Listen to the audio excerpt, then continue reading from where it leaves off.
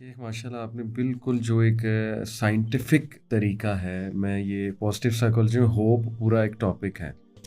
اس کی نا scientific definition ہے کہ ہوپ جو ہے نا یہ ایک ایسے مائنڈ سیٹ کو کہتے ہیں جس میں ایجنسی تھنکنگ اور پاتھ وے تھنکنگ ہوتی ہے۔ ایجنسی تھنکنگ یہ جو سائیکالوجسٹ کے پاس کبھی کوئی جائے نا وہ اس طرح بنواتا ہے کہ چلو جی کاپی پینسل پکڑو اور ساری وہ جو ہے نا ایکٹیویٹی لکھو پاتھ ویز لکھو، وہ ایجنسیز لکھو جن پہ تم عمل کر سکتے، صحیح اور وہ ایجنسیاں لکھ کے اب اس کے پاتھ وے بناؤ، solution A, solution B, solution C. تو سبحان اللہ، دیکھیں آپ نے بڑی خوبصورتی سے بالکل سائنٹیفک میتھڈ ہے اور یہ ہوپ لیسنس کو ختم کر، جب بندہ شیخ خود لکھتا ہے پھر اس پہ عمل شروع کرتا ہے پھر اس کا کچھ ریزلٹ دیکھتا ہے تو فطری ہے کہ آٹومیٹکلی اس کا کانفیڈنس بڑھے گا، اس کو ہوگا کہ یار میں کر سکتا ہوں۔ تو بہت زبردست سولوشن دیکھیں ایک۔ جی، ہمیں تو وہ جو سائیکالوجسٹ لکھواتے ہیں نا، ہاں جی، تو لکھوا کے پاتھ وے بنواتے ہیں جی کہ جی یوں جی کریں، یوں جی کرنا جی، چاہیے۔ ہمیں تو یہ سارا کچھ اسلام نے بنا کے دے دیا۔ سبحان، کیا بات، ہمارا پورا ہمارا کام ہوا، ہمارا کام ہوا ہے، ہمارا جو بیسک ورک ہے سر، ہم نے اس پر عمل کرنا، عمل کر سارا کچھ اللہ ہوا ہے۔ صحیح۔ کدھر جانا ہے، کیا کرنا ہے، صبح اٹھنا ہے، کیا کرنا ہے، دعا پڑھنی، اب اندازہ کریں یار، سبحان اللہ، یعنی کس خوبصورتی کے ساتھ اسلام نے ہمیں فلسفی آف لائف بھی سمجھائی ہے اور ساتھ ہمیں ہوپ بھی دی ہے۔ اب دیکھیں، رات کو سوتے وقت کہنا ہے کہ اللہم بسمک اموت واحیا، اللہ تیرے نام پر میں مر رہا ہوں اور پھر زندہ ہوں گا، مر رہا ہوں، ختم ہوں گا۔ بسمک ربی وضعت جنبی، اللہ تیرے نام پر میں نے پہلو رکھا ہے اپنا۔ اور ان امسکت نفسی، دو باتیں ہو سکتی ہیں، ایک تو یہ بات ہو سکتی ہے میں دوبارہ اٹھوں ہی نہ، یہ ممکن ہے، لہٰذا اللہ سے کہتا ہے، نبی پاک صلی اللہ علیہ وسلم نے سکھایا، ان امسکت نفسی، اللہ اگر تم میرے جان کو روک ہی لے، یعنی ختم ہو جاؤں میں، فرحمہا، تو پھر اس پر رحم کرنا، وَإِنْ أَرْسَلْتَهَا، اور اگر تیرا فیصلہ یہ ہے کہ تو نے اس کو صبح چھوڑ دینا ہے، فَاحْفَظْهَا بِمَا تَحْفَظُ بِهِ عِبَادَكَ الصَّالِحِينَ، پھر اللہ اس کی ایسے حفاظت کرنا جیسے تو اپنی نیک بندوں کی حفاظت کرنا۔ پھر صبح اٹھتا ہے تو کہتا ہے الحمدللہ الذی احیانا بعد ما اماتنا والیہ النشور، اللہ تیرا شکر ہے تو نے موت کے بعد دوبارہ زندگی دی۔ اب دیکھیں یہ سائیکل ہے زندگی کا، اور اس کے ساتھ ساتھ پازیٹیوٹی پیدا ہو رہی ہے، اس کے ساتھ ساتھ ہوپ پیدا ہو رہی ہے۔ اب اللہ نے زندگی دی ہے، الحمدللہ ایک دوسری دعا، سبحان الحمدللہ الذی عافانی فی جسدی، سب تعریفیں اللہ کے لیے، سارا شکر اس کے لیے جس نے میرے جسم کو تندرستی بخشی، ورد علی روحی، اور میری روح مجھے واپس کر دی، سبحان، میری روح مجھے واپس، وَأَذِنَ لِي بِذِكْرِهِ، اور مجھے اللہ نے اس بات کی اجازت دی کہ میں اللہ کو یاد کر سکوں، یعنی مجھے اجازت دی۔ تو یہ فوراً جو صبح اٹھتا ہے تو یہ امید سے اٹھتا ہے اور اس خیال سے اٹھتا ہے کہ اب پورا دن جو ہے انشاءاللہ بہترین گزرے گا۔ اللہ حاضر قیاس، ہمیں جو سسٹم دیا گیا ہے، سسٹم آف لائف دیا گیا ہے، یہ پورا پاتھ وے موجود ہے، اس پاتھ وے کے اوپر صرف عمل کرنا ہے۔ اگر ہم اس کے اوپر ایکشن کرنا شروع کر دیں تو کوئی مسئلہ ہی نہیں ہے۔ مایوس تو وہ ہو جس کا اللہ نہ ہو، جس کا اللہ ہے وہ کیوں مایوس ہوتا ہے؟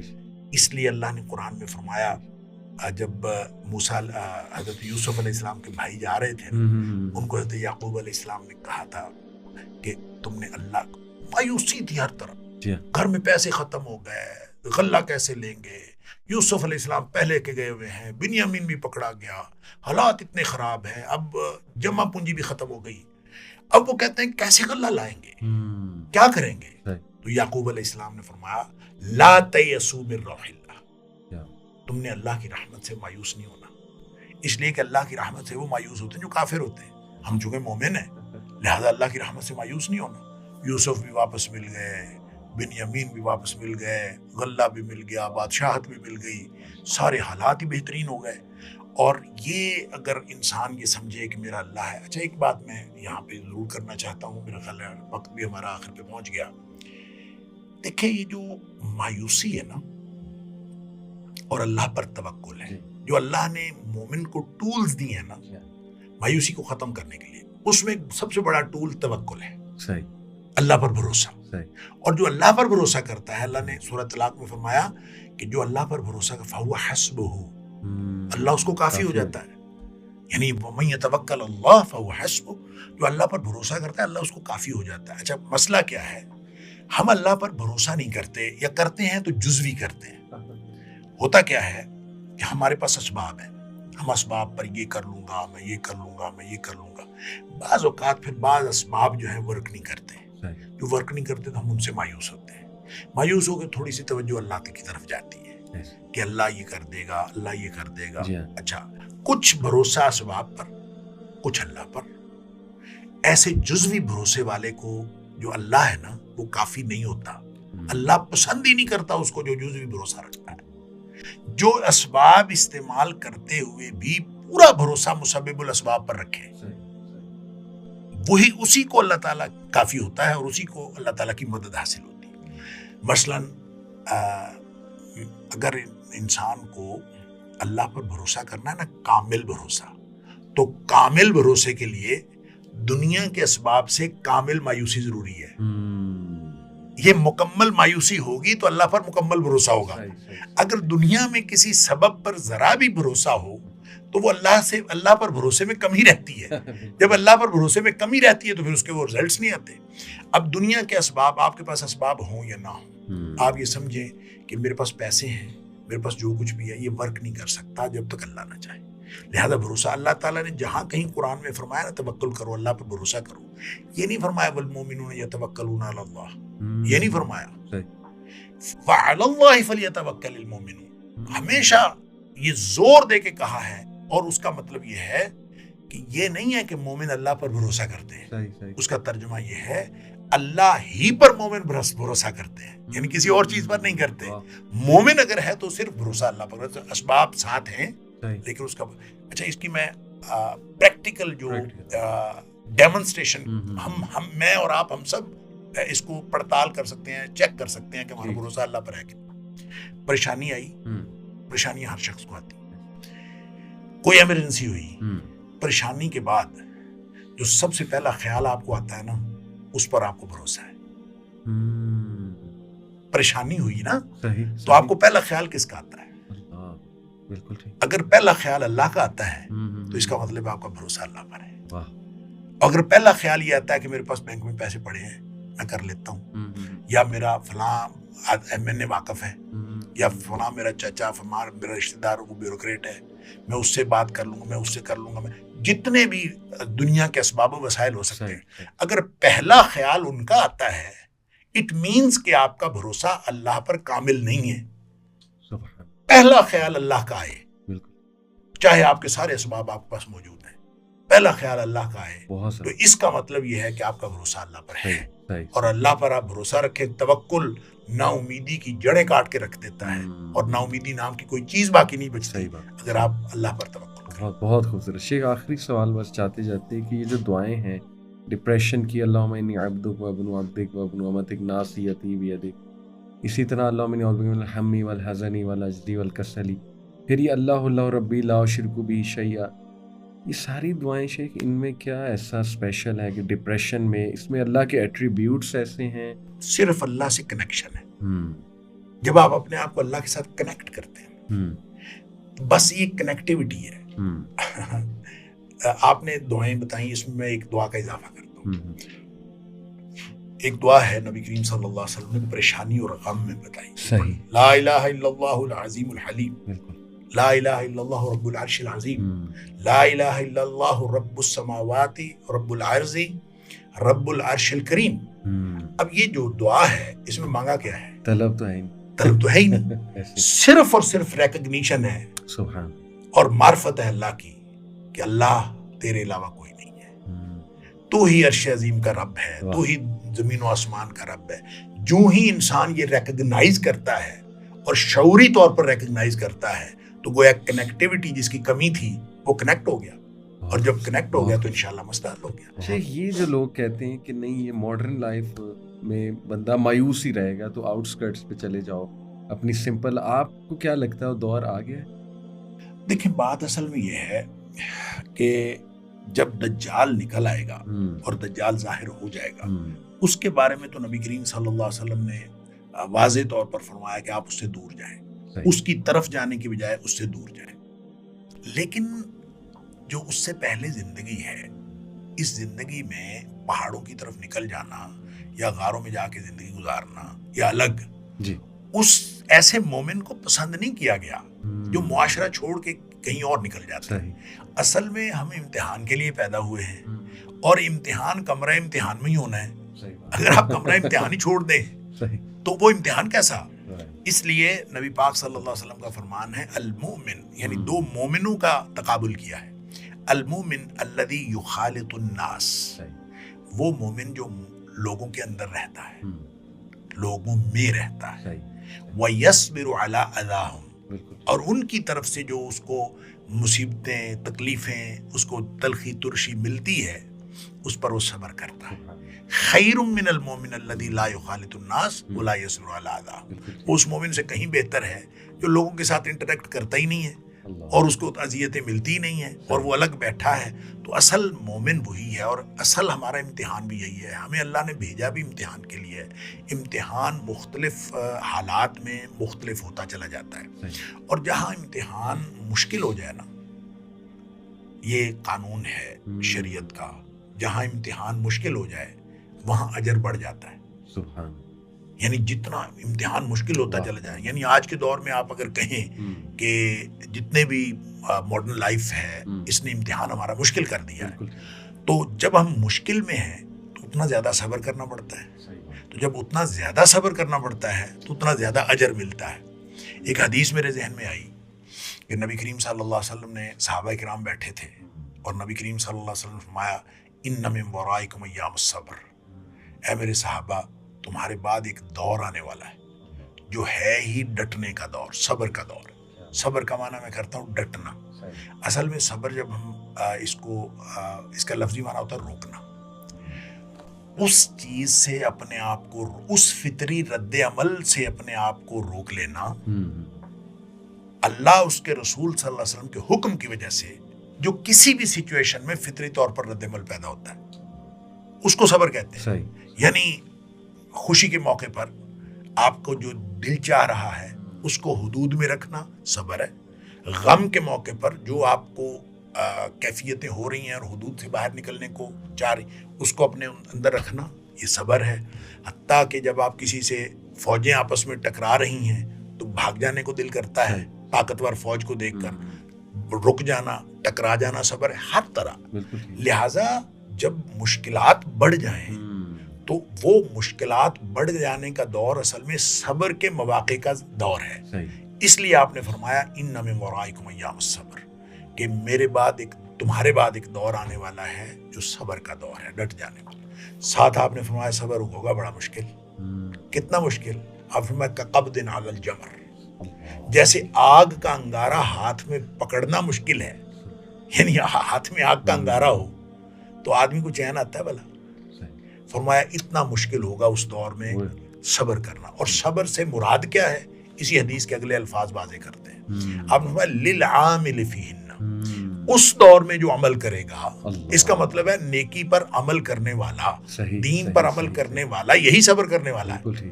فرمایا اس دور میں جب عمل کرنا اتنا مشکل ہو جائے گا، اس دور میں جو نیکی اور دین پر عمل کرے گا اجر 50، اس کے لیے 50 لوگوں جتنا اجر ہے. صحابی پوچھتا ہے، صحابہ بھی چھوڑتے نہیں تھے، ہر بات پوچھ کے چھوڑتے تھے. صحابی پوچھتا ہے اللہ کے رسول صلی اللہ علیہ وسلم یہ 50 لوگوں جتنا جو اجر ملنا ہے، یہ 50 لوگ کون سے ہیں؟ اس دور کے 50 لوگ ہیں یا ہمارے دور کے 50 لوگ ہیں؟ نبی اکرم صلی اللہ علیہ وسلم فرمایا 50 منکم، اے میرے صحابہ تم 50 صحابہ جتنا اجر ملے گا جو اس دور میں دین پر عمل کرے گا. لہٰذا اگر مشکل ہے نا یہ دور، تو یہ اجر کا دور ہے، یہ خوشخبریوں کا دور ہے. مومن کے لیے جتنا بھی مشکل دور آتا ہے، اور وہ حدیث تو آپ نے سنی ہوئی ہے، نبی کریم صلی اللہ علیہ وسلم بڑی معروف حدیث ہے. آپ نے فرمایا کہ جو مومن ہے اس کا معاملہ تو خیر ہی خیر ہے. ان امر المومن، مومن کا معاملہ سارے کا سارا خیر ہے. اور وہ جو خیر ہے وہ کیسے؟ پھر ساتھ آپ نے فرمایا وَلَيْسَ ذَاكَ لِأَحَدٍ إِلَّا الْمُؤْمِنِ، یہ معاملہ صرف مومن کے ساتھ ہوتا ہے، کسی اور کے لیے نہیں ہوتا. بالکل ٹھیک. اور عَجَبًا لِأَمْرِ الْمُؤْمِنِ، مومن کا معاملہ بڑا عجیب ہے. کیا عجیب معاملہ ہے کہ وہ ہر ایک حالات میں اس کو بھلائی ہی بھلائی ملتی ہے. پھر آپ نے اس کی وضاحت فرمائی کہ اس کو جب خوشی ملتی ہے تو یہ اللہ کا شکر کرتا ہے اور وہ معاملہ بھی اس کے لیے خیر ہو جاتا ہے. اور جب اس کو کوئی مشکل پہ پڑتی ہے، تنگی آتی ہے، تو یہ صبر کرتا ہے تو وہ معاملہ بھی اس کے لیے خیر آ جاتا ہے. لہٰذا مشکل میں بھی خیر اور بھلائی میں بھی خیر، یعنی خوشی میں بھی خیر، تو خوشحالی اور تنگی دونوں خیر، تو یہ مومن کے لیے معاملہ ہو جاتا ہے. تو لہٰذا اگر اللہ تعالیٰ ایمان عطا فرمائے تو پھر تو معاملات بہتر سے بہتر ہوتے چلے جاتے ہیں. تو آپ نے جو فرمایا کہ کیا ہمیں الگ ہو جانا چاہیے، تو اس ماحول سے اگر ہم الگ ہوں گے، ہاں جہاں آپ کا خیال ہو برائیاں بڑھ رہی ہیں تو برائیوں سے پیچھے ہٹنا چاہیے. اور برائیوں والے ماحول میں آپ جہاں جہاں دیکھیں کہ خرابی ہو رہی ہے، اس خرابی سے پیچھے ہٹنا چاہیے. آپ اگر ان کو روک نہیں سکتے تو کم سے کم ان کو چھوڑ دو. برائی کی نفرت ہونی چاہیے، اور برائی کی نفرت اگر دل میں رہے گی تو ایمان سلامت رہے گا. اگر برائی کی نفرت، آپ اگر برائی کے ساتھ کمفرٹیبل ہو گئے، برائی کے ساتھ کمفرٹیبل ہو گئے، برائی کی نفرت نکل گئی، اور برائی کی نفرت نکل گئی سمجھ لیے ایمان نکل گیا. لہذا ایمان کی سلامتی کا آخری درجہ یہ ہے کہ آپ برائی کی نفرت دل میں رکھیں. لہذا اگر کوئی ایسی بات ہو تو برائی کو چھوڑ دینا ضروری ہے. جیسے نبی پاک صلی اللہ علیہ وسلم نے فرمایا کہ ہر شخص یعنی اپنے آپ کو یہ نہ کہے کوئی بات نہیں میں کر لوں گا، میں اس میں رہتا ہوں. نہیں، جہاں برائی ہو رہی ہے اس محفل کو چھوڑ. بالکل جیسے نبی پاک صلی اللہ علیہ وسلم نے فرمایا کہ اس دسترخوان کو چھوڑ دیں جس دسترخوان کے اوپر شراب چنی ہوئی ہو. آپ کہیں کہ میں کون سا شراب پیتا ہوں، مجھے کیا شراب کوئی مجھے میرے منہ میں آ رہی ہے. تو نبی پاک صلی اللہ علیہ وسلم نے فرمایا اس دسترخوان پہ ہی نہ بیٹھے جس پر شراب چنی ہوئی. ہاں ایفیکٹ ہو سکتا ہے، یا کم از کم آپ، اس کا مطلب یہ ہے کہ آپ کمفرٹیبل ہو گئے کہ وہ آپ کے ٹیبل پہ رکھی ہے تو آپ کمفرٹیبل ہو گئے. تو برائی کے ساتھ کمفرٹیبل ہونا یہ اصل میں ایمان کے ضائع ہونے کا خدشہ ہے. اس لیے کہ برائی کے ساتھ کبھی کمفرٹیبل. بہت بہت موٹیویشنل، بہت ماشاءاللہ آپ نے ہوپ فل بات کی کہ مومن جو ہے وہ تو برداشت کرتا ہے، اور اجر پھر دیکھیں سبحان اللہ 50 صحابہ جتنا کیا بات. یعنی صحابہ کو اس دور میں اجر ملا تو ایک بندے کا ملا، تو ہمیں آج کے دور میں اجر ملے گا تو انشاءاللہ 50 صحابہ جتنا اجر ملے گا. اب یہ تو آج کے دور کا مسئلہ ہے نا. جتنی مشکلات، میں تو اس لیے کہتا ہوں کہ جتنا مشکلات کا دور ہوتا ہے وہ اتنا زیادہ خوشخبریوں کا دور ہوتا ہے مومن کے لیے. کیا سوچ، تو اس میں کیا بات ہے. بہت خوبصورت. بہت شیخ، ایک اور ایسپیکٹ یہ بے اولادی کا بہت بڑھتی جا رہی ہے معاشرے میں، اور یہ چیز بہت نا اب لوگوں کو ڈی موٹیویٹ مائز، کیونکہ کافی ہمارے پاس کیسز آتے ہیں کہ دیکھیں اولاد کے لیے تو سب کچھ کرنا تھا، اولاد ہی اب نہیں ہے، اور 10 12 سال لوگوں کو گزر چکے ہیں لیکن کوئی مطلب اب معاملہ نہیں ہو رہا. تو یہ اس کو کیسے وہ دعا بھی کرنا چھوڑ گئے ہیں لوگ، کہتے ہیں کہ بس ٹھیک ہے اب ہم نے قبول ہی کر لیا ہے، اور ایک ڈی موٹیویٹڈ لائف گزار رہے ہیں، پرپز لیس، کہ بس اولاد ہی نہیں ہے تو بس اب کیا جینا، بس ٹھیک ہے اب زندگی گزر جائے. تو یہ والی ڈی موٹیویشن اور مایوسی جو ہے، دیکھیں اولاد تو اللہ کے ہاتھ میں. اللہ تعالیٰ نے سورہ شورى میں فرما دیا کہ اللہ کے ہاتھ میں ہے، وہ جہاں چاہتا ہے بیٹے دیتا ہے، جہاں چاہتا ہے بیٹیاں دیتا ہے، جہاں چاہتا ہے بیٹے بیٹیاں مکس دیتا ہے، اور جس کو چاہتا ہے وہ بانج بنا دیتا ہے، اور یہ اللہ کے ہاتھ میں ہے. لہٰذا ہمیں خوش رہنا چاہیے. اس نے جو بھی ہمارے لیے پسند کیا ہمیں اس بات پر خوش رہنا چاہیے. ہمارے لیے اگر اس نے صرف بیٹے پسند کیے ہیں، بیٹی نہیں پسند کی. اب دیکھیں میرا ایک نقطہ نظر، میرے چونکہ صرف بیٹے ہیں، بیٹی کوئی نہیں. اچھا میں یہ کہا کرتا ہوں، اب ہو سکتا ہے میری بات بالکل غلط ہو، میری رائے ہے، میں کہتا ہوں جس کو اللہ معتبر سمجھتا ہے نا اس کو اللہ بیٹی عطا کرتا ہے، اور جس کو اللہ تعالیٰ معتبر نہیں سمجھتا اس کو اللہ تعالیٰ بیٹی نہیں دیتا. ہو سکتا ہے واللہ عالم، ہو سکتا ہے میری بات درست ہو سکتا ہے غلط، لیکن یہ میری رائے ہے. اب اللہ تعالیٰ کس کو بیٹے دینے ہیں، کس کو بیٹی دینی ہے، کون میرا ایک دوست تھا اس کی 3 بیٹیاں تھیں، اور وہ ہمیشہ یہ کہتا تھا کہ میرے اللہ نے مجھے بیٹیوں کی پرورش کے لیے بہتر سمجھا تو مجھے اللہ نے بیٹیاں دے دی، اور میرے ذمے لگایا اللہ نے کہ میں نے بیٹیوں کی پرورش کرنی ہے. اور اس پر پھر جو اجر نبی کریم صلی اللہ علیہ وسلم نے بتایا کہ جو 3 بیٹیوں کی پرورش کرے گا وہ جنت میں جائے گا، جو 2 بیٹیوں کی پرورش کرے گا جنت میں جائے گا. تو صحابی کہتا ہے کہ لوگوں نے آگے ایک بیٹی کے بارے میں پوچھا نہیں، وگرنہ نبی کریم صلی اللہ علیہ وسلم ایک بیٹی پر بھی یہی اجر بتاتے کہ وہ جنت میں جائے، کہ اگر اس کو نیک صالح تربیت کرتا ہے اور اس کی شادی کر دیتا ہے اور اس کو تربیت کر کے اور سارا کچھ اس کو مکمل کرتا ہے تو انشاءاللہ ایک بیٹی کی پرورش پر اس کو جنت ملے. اچھا یہ سارا اس کی تھنکنگ ہے. وہ کہتا تھا مجھے اللہ تعالیٰ نے بیٹیوں کی پرورش کے لیے بہتر سمجھا, الحمدللہ مجھے اللہ نے بیٹیاں دی. اب یہ ہر ایک کا اپنی سوچ کا انداز ہے.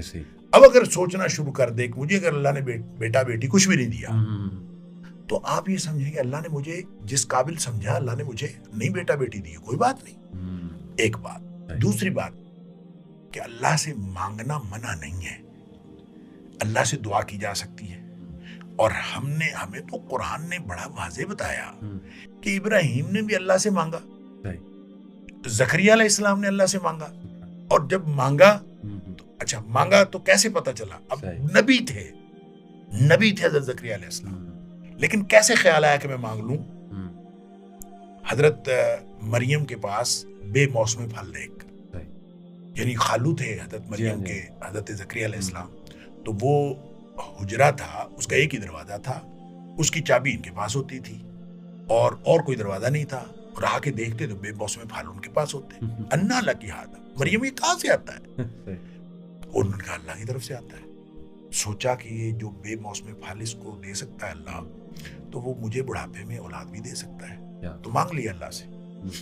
جب اللہ کی طرف سے خوشخبری ملی بیٹے کی تو اب پریشان ہو گئے کہ میں بوڑھا ہوں, بیوی بانجھ ہے, بیٹا کسے ملے گا؟ خود ہی حیران ہو گئے.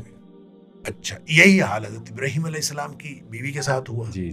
اچھا اب جو یہاں زکریا علیہ السلام کا جو تذکرہ اللہ نے جہاں بھی کیا ہے, میں یہاں پہ ایک علاج بتانا چاہتا ہوں لوگوں کو کہ اللہ کریم نے قرآن میں جہاں کہیں زکریا علیہ السلام کے اس بیٹے کا ذکر کیا ہے اور اولاد کا ذکر کیا ہے, اور حضرت زکریا کی اس حیرت کا ذکر کیا ہے کہ میں بوڑھا ہوں, میری بیوی مان جائے, میں کیا کروں, ہر مقام پر اللہ نے یہ حکم دیا ہے کہ وَسَبِّحْ بِالْعَشِيِّ وَالْإِبْكَارِ, صبح و شام اللہ کی تسبیح بیان کر.